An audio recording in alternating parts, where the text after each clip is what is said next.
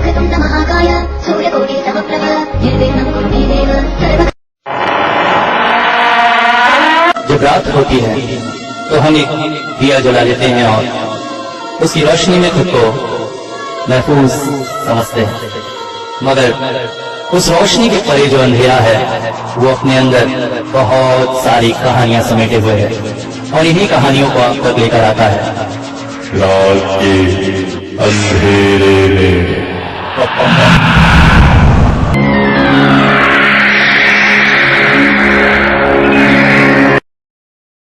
दोस्तों, urban legend में हमने बहुत सी अजीबोगरीब कहानियां पढ़ी हैं जो ये कहती हैं कि ये सच है। इसके बारे में मैंने एक पूरी ऑडियो भी बनाई थी जिसमें बहुत सारी ऐसी प्रक्रियाओं के बारे में बताया गया है जिसमें कुछ आत्माओं को बुलाया जा सकता है। इन्हीं में से एक है ब्लडी मैरी।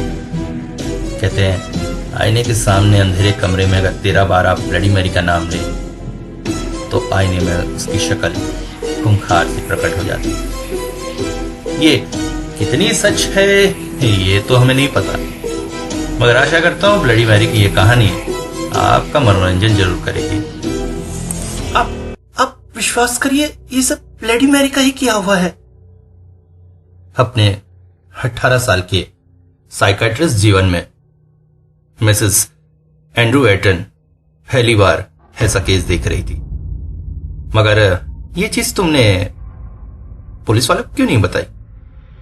वो लोग हमें पागल समझते। कोई हमारी बात पर विश्वास ही नहीं कर रहा है, इसलिए हमने कुछ नहीं बताया, मगर आपको बता रहे हैं।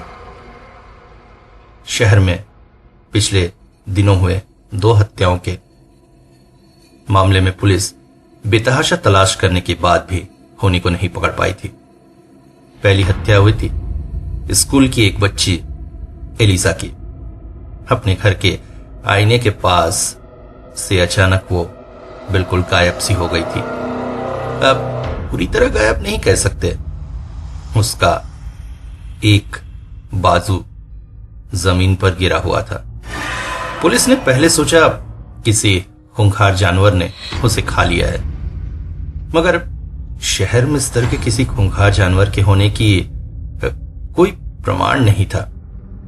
हालांकि ऐसी कुछ घटनाएं होती रहती हैं, जैसे दिल्ली में हुए मंकी मैन की घटना और आंध्र प्रदेश में चोटी काटने वाली प्रेतनी की घटना।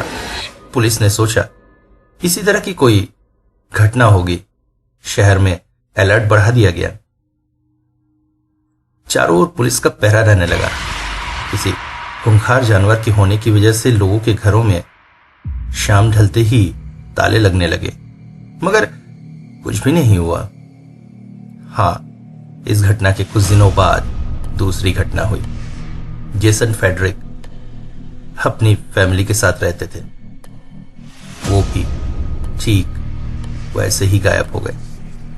आईने के ठीक सामने उनका एक पैर और उसमें पहनी हुई चप्पल बस बाकी थे। आईने में लगा हुआ था बेतहाशा खून। पहले तो पुलिस चौंक गई, मगर फिर उनकी पत्नी और बेटी को इस कत्ल के इल्जाम में गिरफ्तार कर लिया गया। दोनों कुछ भी बताने में असमर्थ थे। हालांकि जो कहानी उन्होंने पुलिस को बताई थी वो मानने योग्य तो नहीं थी। उनका कहना था कि जेसन फेडरिक उनके सामने ही आईने में गायब हो गए। पुलिस ने दोनों को जेसन फेडरिक की हत्या के इल्जाम में गिरफ्तार कर लिया था, मगर उनकी गोलमोल और उल जलूल बातों को देखते हुए उन्हें साइकेट्रिस्ट के पास लाया गया था। जेसन फेडरिक की बेटी मिशेल और उनकी पत्नी मार्ले इस वक्त साइकेट्रिस्ट के सामने बैठी हुई थी। साइकेट्रिस्ट डॉक्टर ने उनकी बातें गौर से सुन रही थी। अब कुछ दिनों पहले इसी ने किताब लाई थी। उस दिन जेसन उस किताब के बारे में कुछ कर रहे थे और एक मिनट मिसेस फेडरिक, मैं मिशेल से बात करना चाहूंगी। डॉक्टर ने मिशेल की तरफ देखकर कहा, बेटा तो तुम बताओ तो क्या हुआ था? पूरी तरह से बताना, ठीक है? मुझे तुम आंटी कह सकती हो। आंटी, मुझे एक किताब मिली थी, उसमें ब्लडी मैरी या लाल डायन के बारे में लिखा हुआ था। मैंने उसका यूज किया अपने एक दुश्मन को हटाने के लिए। तुम्हारी दुश्मन? कौन तुम्हारी दुश्मन? हाँ, एलिसा। एलिसा? हाँ, वो मेरी क्लास में ही पढ़ती थी। हम दोनों बहुत अच्छे दोस्त थे, साथ में खेलते, साथ में टिफिन शेयर करते थे। और कोई अगर मुझे चिढ़ाता तो एलिसा उसे बहुत बुरी तरह से मार देती थी। मेरा चेहरा थोड़ा सा खराब है ना? किसने कहा तुम्हारा चेहरा खराब है? सब कहते थे, मगर एलिसा कभी नहीं कहती थी। फिर हमारी क्लास में वो नया लड़का आया, टमी। बहुत बहुत सुंदर था। क्या ग्लो था उसके चेहरे में, साफ सुथरा, स्मार्ट, हमेशा ड्रेसअप बहुत ही स्टाइलिश थे। उसके बाल हमेशा कटिंग में रहते थे। मुझे वो बहुत अच्छा लगता था, उसके साथ बात करना, उसके साथ खेलना। मगर एलिसा मुझे उसके पास रहने ही नहीं देती थी। जैसे ही मैं कभी उसे के साथ हाय हेलो करती तो झपट पड़ती उस पर। हमेशा उसके साथ चौकीदार की तरह लगी रहती थी।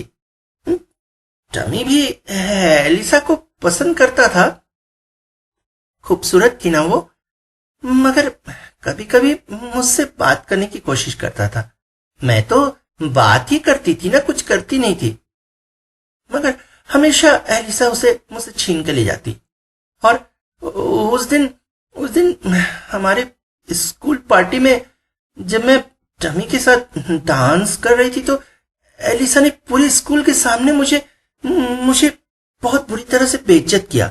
कहा मेरे चेहरे पर चेचक के दाग हैं, ऐसे चेहरा लेकर मैं जिंदा क्यों हूं? मैंने क्या किया था उसका जो इतनी बुरी तरह से मुझे बेइज्जत किया? मैं उससे बदला लेना चाहती थी। फिर अचानक एक दिन स्कूल में क्लास में पढ़ते पढ़ते मैंने अपने बैग में ये किताब देखी। साइकेट्रिस्ट डॉक्टर ने किताब उसके हाथ से ली। एक छोटी सी काली कवर वाली किताब थी। किताब खोलकर अंदर देखा तो उसके सारे पृष्ठ कोरे थे। ये किताब? हाँ, मैं चौंक गई। मेरी किताब तो नहीं है ये। फिर लगा लाइब्रेरी से कोई किताब मैं शायद भूले से उठा लाई हूं, या किसी किताब के अंदर रह गई होगी और मेरे बैग में गिर गई होगी। मगर जब खोलकर देखा तो अंदर मेरा नाम लिखा था और लिखा था, क्या मैं अपने दुश्मन से बदला लेना चाहती हूं तो फिर ब्लडी मैरी को मेरा ही इंतजार है। मैं चौंक पड़ी। दुश्मन तो मेरी थी ना, बदला तो मुझे लेना था। घर लौटकर मैं किताब पढ़ने लगी। उसमें लिखा था पेंटाग्राम बनाकर उसके अंदर बैठना है और आईने की तरफ देखकर 13 बार ब्लडी मैरी कम कहना है। एक अंधेरे कमरे में ब्लडी मैरी आएगी और डराने की कोशिश करेगी। हमला भी कर सकती है, मगर पेंटाग्राम से किसी तरह नहीं निकलना है। अगर ऐसा कर लिया तो वो आईने से गायब हो जाएगी और तुम्हारे दुश्मन को अपने साथ ले जाएगी। तो तुमने इसका यूज किया? जी हाँ, हम लोग पहले थोड़े आश्चर्यचकित हुए थे, मिसेस फेडरिक बोली। उस दिन जेसन संडे की छुट्टी पर थे। ये अचानक उनके पास आई और पूछने लगी पेंटागन क्या हमारी रक्षा करता है? उन्होंने कहा हाँ, पूरे यूएस की सुरक्षा तो पेंटागन से ही है। फिर वो चौंक पड़े। उन्होंने पूछा, वो कौन सा पेंटागन? वही पेंटागन शेप जो जादू टोने में यूज होता है। पहले तो वो चौंक पड़े, मुझसे पूछा, ये क्या क्या सब पढ़ रही है? फिर उसके हाथ की किताब देखकर बोले, ठीक है, इस उम्र के बच्चे अर्बन लेजेंड पढ़ते हैं, उसमें मगन भी रहते हैं, ठीक है पढ़ने दो। वो शाम हम लोग टीवी देख रहे थे। हमारे घर में ऊपर एक कमरा है जिसमें ये अक्सर जाकर खेला करती है, कभी कभी किताबें भी पढ़ती है। उस शाम भी वो उसी तरह ऊपर थी। अचानक उसके चीखने की आवाज सुनकर हम लोग चौंक पड़े। जब ऊपर गए तो देखा जमीन पर पेंटागन की आकृति बनी थी। उस कमरे में एक पुराना सा आईना है। ये उस आईने के सामने ही मुंह ढके बैठी थी। जब हम लोगों ने पूछा तो उसने बताया कि ब्लडी मैरी आईने के सामने आई थी। हम लोगों ने उसे उसकी इमेजिनेशन समझकर टाल दिया। फिर डॉक्टर ने पूछा, तब फिर कुछ दिनों बाद न्यूज मिली कि एलिस की रहस्यमयी मौत हो गई है। इसे सुनते ही ये पागलों की तरफ रोने लगी। उसका कहना था कि ब्लडी मैरी ने ही उसकी फ्रेंड को मार दिया है।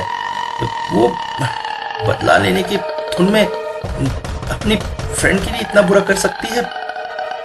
उसके बाद से इसकी तबीयत खराब रहने लगी। खाना पीना भी इसने कम कर दिया था।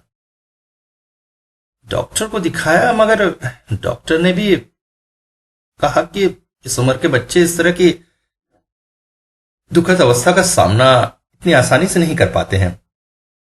कुछ दिनों में सब ठीक हो जाएगा। मगर जब कुछ भी ठीक होता न दिखा तो एक दिन जेसन इससे बोले, मेरा एक दुश्मन है, मेरा बॉस बहुत परेशान करता है, तुम्हारी ब्लडी मैरी मेरी मदद कर सकेगी? हाँ पापा, वो कुछ भी कर सकती है। तो आज रात को मदद ले उसकी। हाँ। उस रात जेसन कुछ करने वाले थे।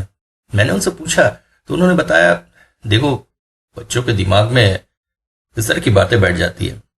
आज रात उसके साथ बैठते हैं, जब कुछ नहीं होगा तो खुद ब खुद उसके दिमाग से फितूर उतर जाएगा। दोनों बाप बेटी सवेरे से ही तैयारी कर रहे थे। जेसन ने कमरे की फर्श पर पेंटागन बनाया। बनाते बनाते अचानक उसकी एक लाइन टेढ़ी हो गई थी। वो उसे पूछने वाले थे, इस पर इसने कहा, पापा टेढ़ी मेरी लाइन से कोई फर्क नहीं पड़ता है, इंपॉर्टेंट है विश्वास।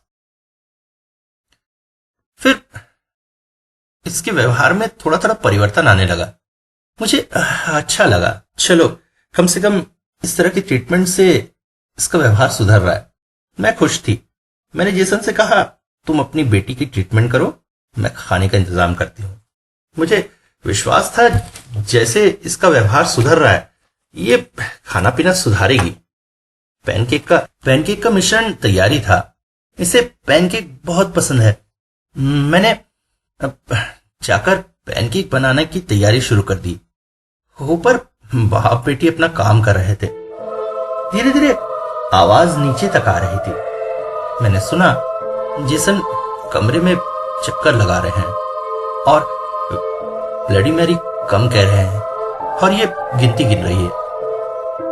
सब कुछ ठीक ही था। मैं अपना काम कर ही रही थी कि अचानक एक चीखने की आवाज आई और उसके बाद सब कुछ शांत हो गया। मैं चौंक पड़ी थी और पैनकेक का सामान मेरे हाथों से जमीन पर गिर गया। मैं दौड़कर कमरे की तरफ गई और कमरे में पहुंचकर देखा जेसन कहीं नहीं थे, या कहें थे। आईने के ऊपर खून के धब्बे और जमीन में उनका एक पैर घुटने से नीचे तक चप्पल पहने हुए पड़ा हुआ था और मिशेल पेंटागन के अंदर बैठी हुई रो रही थी। मैंने उससे पूछा क्या हुआ। उसने बताया पापा पापा ब्लडी मैरी को आईने में देखकर पेंटागन से बाहर निकलकर दरवाजे की तरफ दौड़ कर गए थे। तभी ब्लडी मैरी आईने से निकली और पापा को अंदर ले लिया।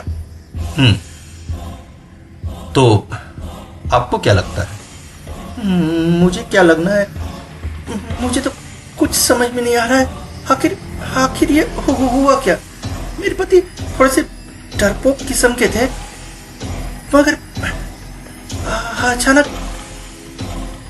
मैं समझ सकती हूँ आपके साथ क्या हुआ है, मगर किताब के बारे में आप लोगों ने पुलिस को क्यों नहीं बताया?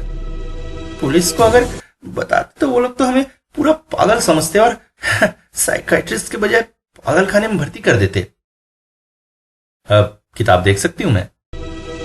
मिशेल की तरफ देखकर उसने कहा। जी। मिशेल के हाथों से किताब लेकर वो चौंक पड़ी। मगर किताब तो जी, मैं भी जब ऊपर गई थी मैंने इसके हाथों से किताब लेकर देखा, मगर किताब पूरी तरह से कोरी थी। मगर ये सब तो ये सब मिशेल की पढ़ी हुई कोई कल्पना है। किसी कहानी में या अर्बन लेजेंड में उसने ये पढ़ लिया होगा और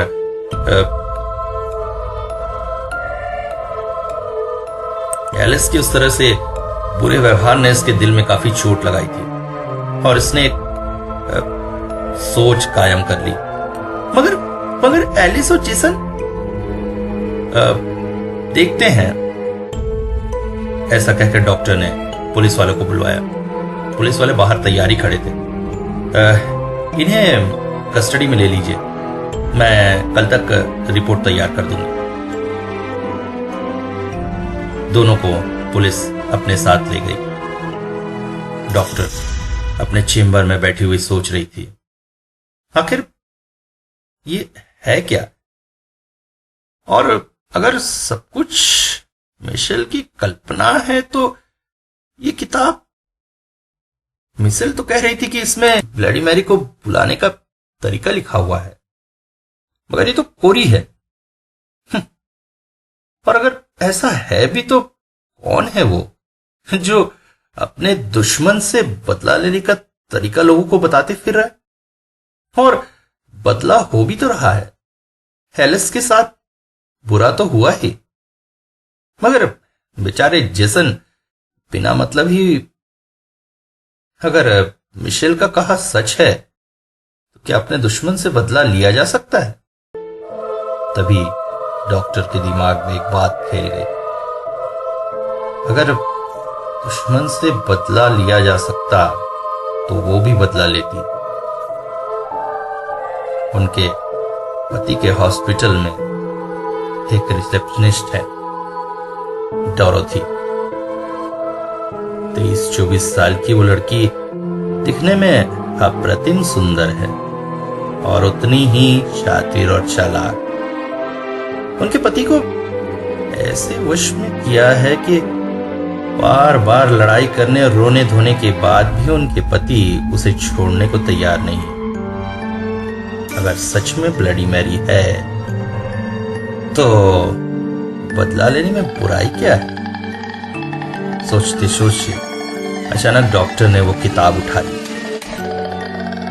और उनके हाथ थर थर कांपने लगे। कुछ देर पहले जिस किताब को उन्होंने कोरा देखा था उसके पृष्ठ पर लिखा हुआ था, क्या तुम्हारा नाम मिसेस एंड्रू एडन है? क्या तुम एक साइकाइट्रिस्ट हो? क्या तुम्हारी जिंदगी को किसी दुश्मन ने परेशानियों से भर रखा है? क्या तुम चाहती हो कि तुम्हारा पति उस दुश्मन के चंगुल से छूट जाए? तो फिर ब्लडी मैरी को तुम्हारा ही इंतजार है। और इसके साथ ही अंदर वो सारी प्रक्रिया लिखी हुई थी जो मिसेस एंड्रू को आगे करनी थी।